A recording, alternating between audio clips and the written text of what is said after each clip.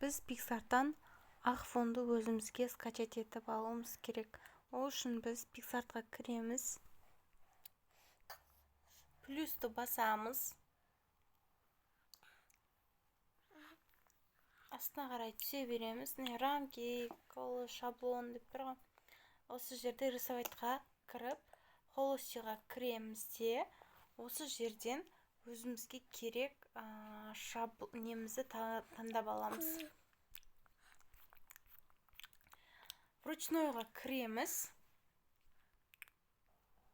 Осы жерден ручнойға кіріп 1240, 1750 деп жазып аламыз да, осылай сохранить етеміз.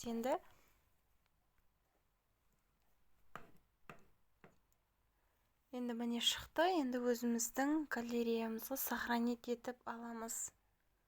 Сохранить етілді.